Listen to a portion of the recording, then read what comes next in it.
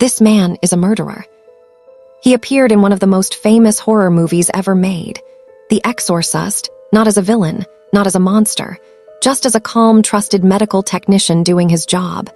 And years later, he confessed to killing someone in New York City, and police believed that might not have been his only victim, and his name was Paul Bateson. And no one, not the courts, not the investigators, not even the director who personally visited him in prison, has ever been able to prove how many people he actually killed. If you're the kind of person who pays close attention to people who seem completely normal on the surface, this case is going to mess with you. So subscribe now, because it only gets more uncomfortable from here. When you start from the very beginning of Paul Bateson's life, nothing about it pushes toward a violent ending. And that's actually the thing that makes this whole story so hard to sit with, because we want there to be a sign. We want to look back at someone's childhood and find the moment that explains everything that came after. And with Bateson, there just isn't one, at least not the kind you'd expect. He was born in 1940 in Pennsylvania, grew up in a working-class household in a small quiet town called Lansdale, and his early life looked about as predictable as a life can look. His father was a metallurgist, serious and strict in that old-fashioned way. The kind of man who decided that Saturday matinees at the movie theater were a privilege and not a right. And when young Paul wanted to go watch films with the other kids, his father would sometimes say no, stay home. Listen to opera on the radio instead. And Paul Bateson would later say, years after everything happened, that his appearance in The Exorcist was his way of getting revenge on his father for that, which is either the most darkly funny thing you've ever heard or the saddest, and I genuinely cannot decide which. He joined the army in the early 60s, got stationed in West Germany, and somewhere in the middle of all that routine and boredom, he quietly developed a drinking habit. And the thing I keep coming back to is that it wasn't dramatic. It wasn't connected to any trauma or any single event. It was just something that slowly became part of his routine the way habits do when you have too much time and not enough to fill it with. And that drinking, that slow, quiet habit that started out of boredom in Germany, would follow him for the rest of his life and shape almost everything that came after. After leaving the military, he moved to New York City in the mid-60s, and on the surface, things looked genuinely stable. He fell into a relationship. He built a social life that looked cultured and comfortable from the outside, nice restaurants and weekend trips and dinner parties. And more importantly, he trained as a radiological technologist and got a job at NYU Medical Center, which is the kind of job that requires two very specific things: precision and the ability to stay completely calm when the person in front of you is terrified. And Paul Bateson was apparently exceptional at both of those things in a way that his colleagues noticed, and his supervisors talked about, and his patients, including child patients, genuinely felt. His personal life was more complicated. Relationships came and went. The drinking faded in and out, sometimes under control and sometimes not, but nothing extreme, nothing that would make you stop and think something is wrong here. And if you had met Paul Bateson during those years, you would have probably thought normal guy, maybe drinks a bit too much, interesting person to talk to, good at his job. And that would have been a completely reasonable assessment, because that's what the evidence in front of you would have supported. And that is exactly why what comes next lands so hard. Because in 1972, a Hollywood director walks into that hospital looking for something real. And what he finds in Paul Bateson, he decides the whole world should see. And for a moment, for just a brief window of time, Paul Bateson's life looks like it's heading somewhere extraordinary. William Friedkin was making The Exorcist in 1972, and he had a specific problem that a lot of horror directors don't think carefully enough about, which is that supernatural horror only works if it's grounded in something real, if the world the characters are living in feels true and physical and recognizable. Because without that, the audience never fully believes in the danger, and without belief, there is no fear. So Friedkin wanted the medical scenes in his film to feel authentically unsettling, rather than Hollywood exaggerated. And he went to NYU Medical Center to watch some actual procedures and find staff who might be willing to appear on camera. What he saw there was a cerebral angiography, which in plain language means a doctor pushing a needle into the artery in a patient's neck. And in those few seconds between the needle going in and the catheter following it, The blood comes pouring out of the tube in rhythm with the heartbeat, steadily and relentlessly, and Friedkin watched this and understood immediately that this was exactly what he needed. Not because it was gruesome, but because it was real in a way that nothing a production designer could build would ever quite match. And standing in that room doing his job with complete focus and calm was Paul Bateson. The impression Bateson made was strong enough that Friedkin didn't just want to film the procedure. He wanted Bateson himself in the movie. And a few months later, they came back to the hospital, blocked off part of the radiology department for 2 weekends, and shot the scene that would become one of the most talked about moments in the entire film. And if you've seen The Exorcist, you remember it. It's clinical and invasive and almost unbearable in how real it feels. And that calm, steady voice guiding the frightened child through what's happening, reassuring her, telling her it will only hurt for just a second, that's Paul Bateson. And at the time, it was simply authenticity, a filmmaker finding the real thing and putting it on screen. Looking back, knowing what comes next, it hits completely differently, and you start asking a question that doesn't have a comfortable answer, which is whether that calm was professionalism or whether it was something else, whether the steadiness came from genuine care or from something that had learned how to look like genuine care. And the reason that question is so unsettling is that everyone who knew Bateson professionally, his supervisor, Dr. Barton Lane, who said he was the best technician he'd ever worked with, his colleagues who trusted him, the child patients who felt safe around him, none of them had any reason to doubt it. The warmth appeared to be completely real, and by every account it was, which somehow makes everything that follows harder to understand, not easier. If the tension is already getting to you, hit like, because it only gets stranger from here. By the mid-70s, Bateson's life starts coming apart in that slow, grinding way that doesn't announce itself all at once. The drinking becomes heavier and more persistent, and less something he can manage around the edges of his life, and it begins affecting his work in ways that become impossible to ignore. And by 1975, NYU Medical Center lets him go, and without that job, the structure that had been holding everything in place just quietly collapses. What fills the space is odd jobs and late nights and bars. He's cleaning apartments and taking tickets at a theater, and cycling through AA meetings and periods of sobriety that don't hold.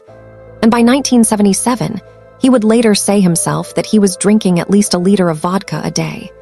Said he would get dressed intending to go out, and then not have the energy left to actually move. And on the nights, he could make himself leave the apartment, he was going to leather bars in Manhattan. The mineshaft, the anvil, moving through the city anonymously in a way that was completely at odds with the respected professional he had been just a few years earlier. And then one night in September 1977, he walks into a bar and meets a man who offers to buy him a drink. And that single ordinary gesture, the kind of thing any of us might do without thinking, becomes the worst decision that man ever makes.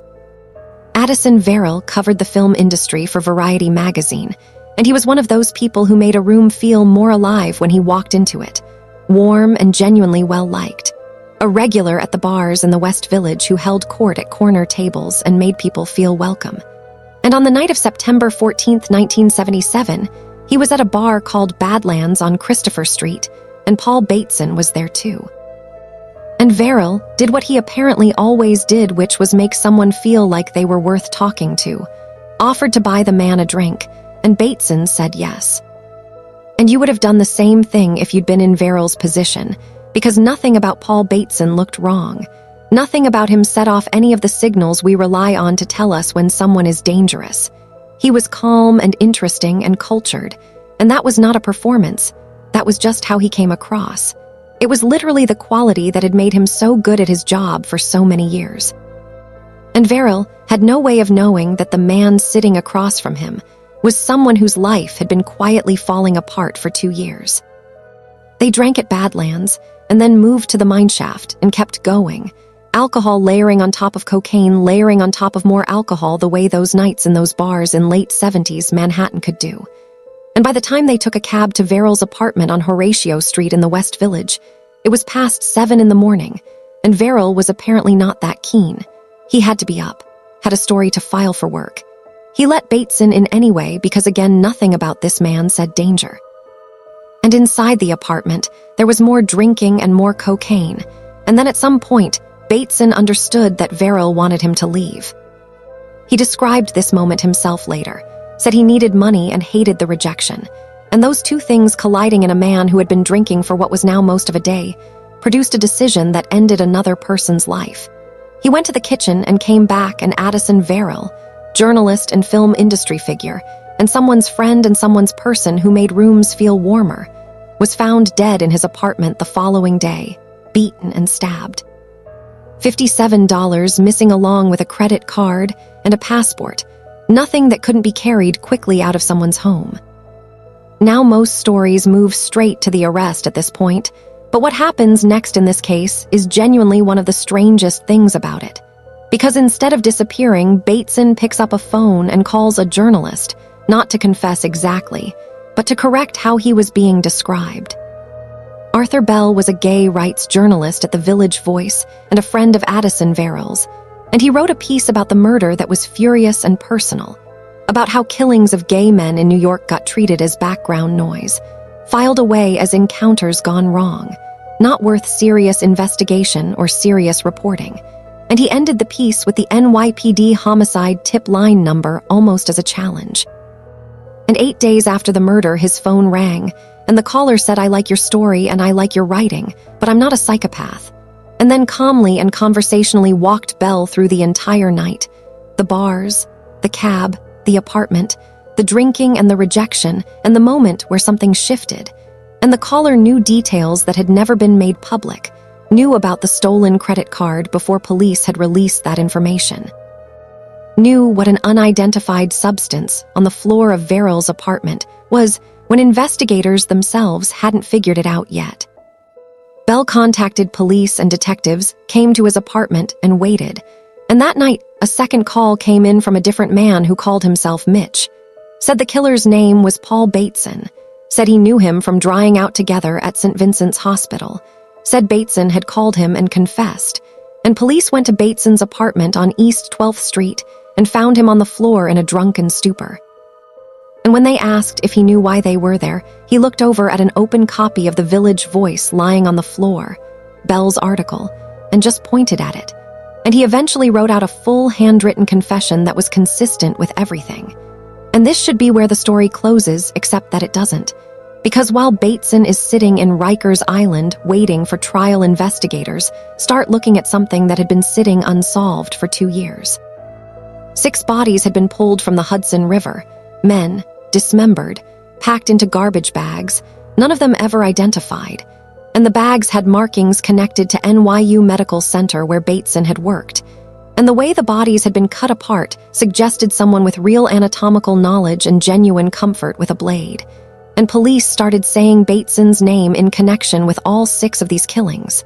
And then William Friedkin, the director, got permission to visit Bateson at Rikers because he had seen the story in the Daily News and genuinely could not reconcile the man being described with the gentle, focused technician he remembered from the hospital.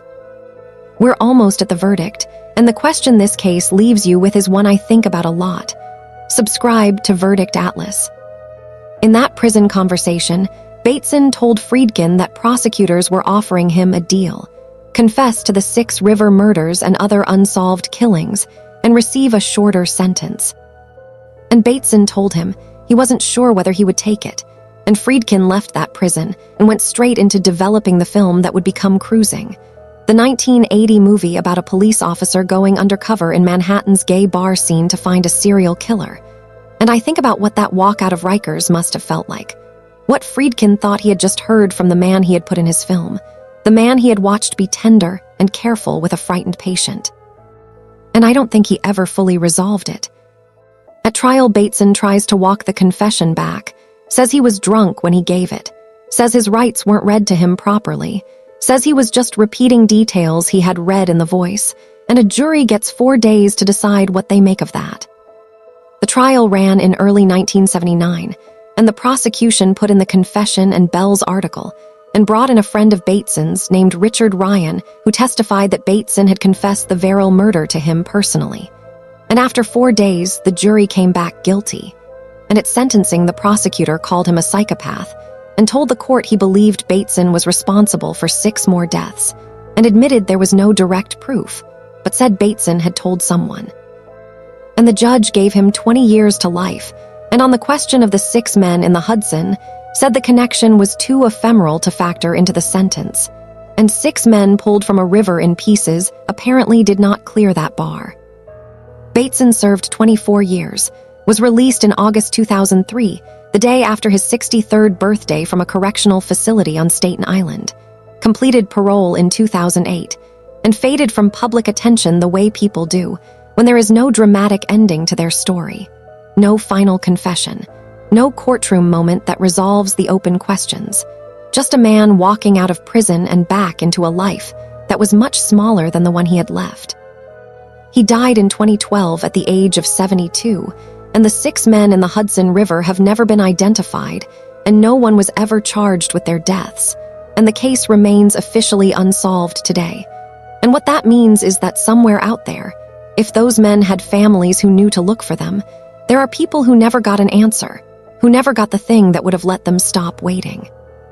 When you go back and watch that scene in The Exorcist now, knowing everything, his calm voice and steady hands, and the way he makes that frightened child feel like she is safe, you cannot help asking not just what he did, but how much of him the people around him never actually saw.